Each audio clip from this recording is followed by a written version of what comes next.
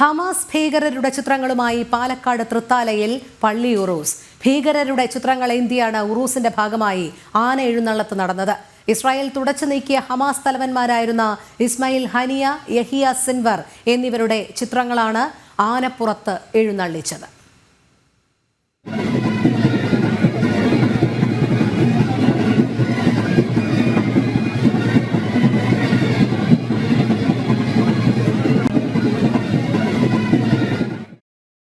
കൂടുതൽ വിവരങ്ങളുമായി അരുൺ ആലത്തൂർ ചേരുന്നു. അരുൺ, അങ്ങേയറ്റം ഗുരുതരമായ സ്വഭാവം വച്ചു പുലർത്തുന്ന ഒരു പ്രവൃത്തിയായി തന്നെ ഇതിനെ കാണേണ്ടിയിരിക്കുന്നു. ഹമാസ് ഭീകരരുടെ ചിത്രങ്ങളുമായി പാലക്കാട് തൃത്താലയിൽ പള്ളി ഉറൂസ് നടത്തുക, ഭീകരരുടെ ചിത്രങ്ങൾ ഏന്തി ആനപ്പുറത്ത് എഴുന്നള്ളത്ത് നടത്തുക എന്ന് പറയുമ്പോൾ എത്രത്തോളം ഗൗരവതരമായി തന്നെ ഇതിനെ കാണേണ്ടതാണ്? തീർച്ചയായിട്ടും വളരെ ഗൗരവകരമായി തന്നെ കാണേണ്ട വിഷയം എന്ന് തന്നെയാണ്. പാലക്കാട് തൃത്താലയിൽ ഇന്നലെ നടന്ന ഉറൂസിലാണ് ഇത്തരത്തിൽ ഹമാസ് തീവ്രവാദികളുടെ ചിത്രവുമായി പരിപാടി സംഘടിപ്പിച്ചത്. ഈ ആനപ്പുറത്താണ് തീവ്രവാദികളുടെ ചിത്രവും പിടിച്ചുകൊണ്ട് എഴുന്നള്ളത്ത് നടത്തിയത്. ഹമാസ് തീവ്രവാദികളായ ഇസ്മായിൽ ഹനിയെ, അതുപോലെ തന്നെ യഹിയ സിൻവർ എന്നിവരുടെ ചിത്രങ്ങളാണ് ഈ ആനപ്പുറത്ത് എഴുന്നള്ളിച്ചത്.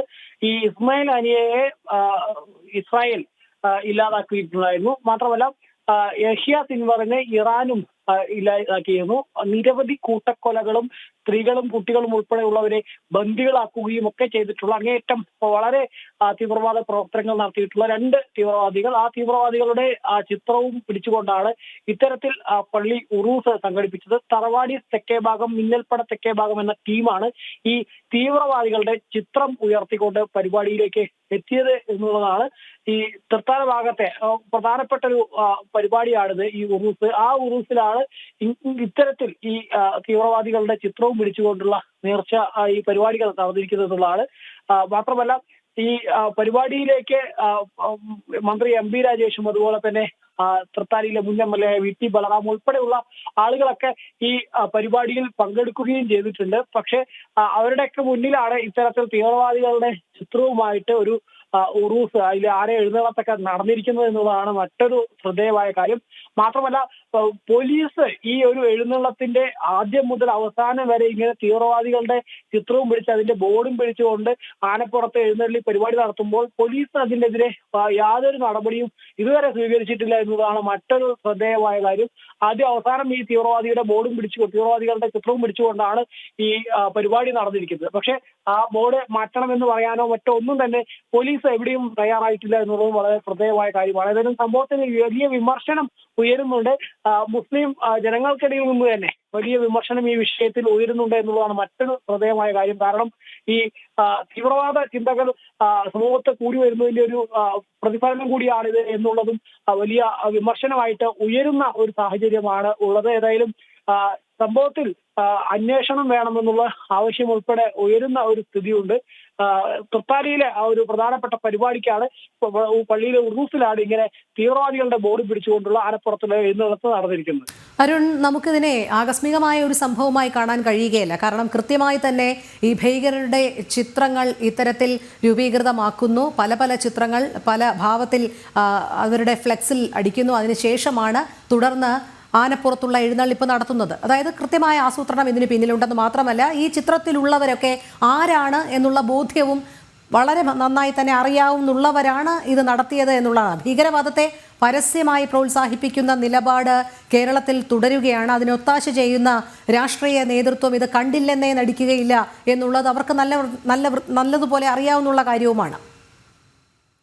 തീർച്ചയായിട്ടും ഈ ഹമാസ് തീവ്രവാദികളുടെ ഈ രണ്ട് നേതാക്കളുടെയും തീവ്രവാദത്തിന്റെ തലവന്മാരായി രണ്ടുപേരുടെയും ചെയ്തികൾ നമുക്കറിയാം. മാധ്യമങ്ങളിലൊക്കെ വലിയ വാർത്തകളായിരുന്നു, ദേശീയ മാധ്യമങ്ങളിൽ ഉൾപ്പെടെ വലിയ വാർത്തകളായിരുന്നു ഇവർ കൂട്ടക്കൊല നടത്തിയത്. അതായത് 2013 ഒക്ടോബർ മാസത്തിലാണെന്നാണ് എനിക്ക് തോന്നുന്നത്. ആ സമയത്താണ് ഈ വലിയ കൂട്ടക്കൊലകൾ ഈ തീവ്രവാദികളുടെ നേതൃത്വത്തിൽ നടത്തിയത്. അത് അന്ന് വലിയ വാർത്തയായിരുന്നു. മാത്രമല്ല സ്ത്രീകളും കുട്ടികളെ ഉൾപ്പെടെയുള്ളവരെയൊക്കെ ഇവർ ബന്ദികളാക്കിയതും ഒക്കെ ദേശീയ മാധ്യമങ്ങളാണെങ്കിലും അന്തർദേശീയ മാധ്യമങ്ങളാണെങ്കിലും ഒക്കെ വലിയ വാർത്തകൾ നൽകിയിരുന്ന വിഷയമാണിത്. അതുകൊണ്ട് തന്നെ ഈ തീവ്രവാദികൾ ഇത്രയേറെ കൊടും ക്രൂരതകൾ ചെയ്ത തീവ്രവാദികളാണ് ഇവർ എന്നുള്ളത് പകൽ പോലെ വ്യക്തമാണ്. പക്ഷെ അതൊക്കെ കൃത്യമായി അറിഞ്ഞിട്ടും ബോധപൂർവം തന്നെ ഈ ഇവരെ ആരാധിക്കുന്ന ആളുകളായിട്ട് ഒരു പറ്റം ആളുകൾ അവിടെ ഉണ്ട് എന്നുള്ളതാണ് നമുക്ക് മനസ്സിലാകുന്നത്. അതായത് ഈ തീവ്രവാദത്തെ പോലും വലിയ രീതിയിൽ സപ്പോർട്ട് ചെയ്യുന്ന, അതിനെ പിന്തുണയ്ക്കുന്ന ചിന്തകളുള്ള ആളുകൾ അവിടെ ഉണ്ട് എന്നാണ് നമുക്ക് മനസ്സിലാക്കാൻ സാധിക്കുന്നത്. അവരിൽ നിന്ന് തന്നെ ആയിരിക്കാം ഇങ്ങനെ ഈ ആനപ്പുറത്തൊക്കെ ഈ തീവ്രവാദികളുടെ ചിത്രവും വെച്ചുകൊണ്ട് പരിപാടി സംഘടിപ്പിച്ചിരിക്കുന്നത് എന്നുള്ളതാണ് നമുക്ക് മനസ്സിലാക്കാൻ സാധിക്കുന്നത്.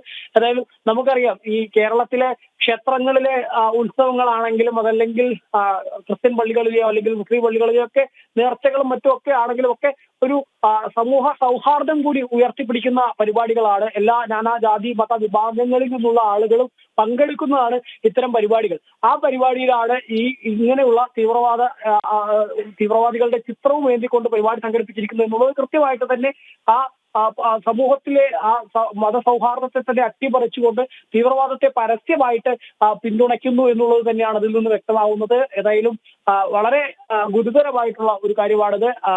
തീവ്രവാദികളുടെ ചിത്രത്തെ പോലും ഇങ്ങനെ പരസ്യമായിട്ട് ഉപയോഗിച്ചുകൊണ്ട് ഈ ഹമാസ് തീവ്രവാദികളുടെ ചിത്രവും ആനപ്പുറത്ത് പോലും എഴുന്നള്ളിക്കുന്നു. നമുക്കറിയാം, സാധാരണ കേരളത്തിലെ എല്ലാ ഉത്സവങ്ങളിലും ആനപ്പുറത്ത് എഴുന്നള്ളിക്കാറുള്ളത് ദേവീദേവന്മാരുടെ വിഗ്രഹങ്ങളോ അതല്ലെങ്കിൽ കോലങ്ങളോ അതല്ലെങ്കിൽ മറ്റ് ഏതെങ്കിലും തരത്തിലുള്ള മതപരമായിട്ടുള്ള ചിഹ്നങ്ങളൊക്കെ ആയിരിക്കും ആനപ്പുറത്ത് എഴുന്നള്ളിക്കാറുള്ളത്. പക്ഷെ ഇവിടെ ആനപ്പുറത്ത് തീവ്രവാദികളുടെ ചിത്രം തന്നെ കൊണ്ട് എഴുന്നള്ളിച്ച് നടക്കുന്നു എന്നുള്ളതിൽ നിന്ന് തന്നെ അത് എത്രത്തോളം ഗുരുതരമായ കാര്യമാണ് എന്നുള്ളത് വ്യക്തമാണ്.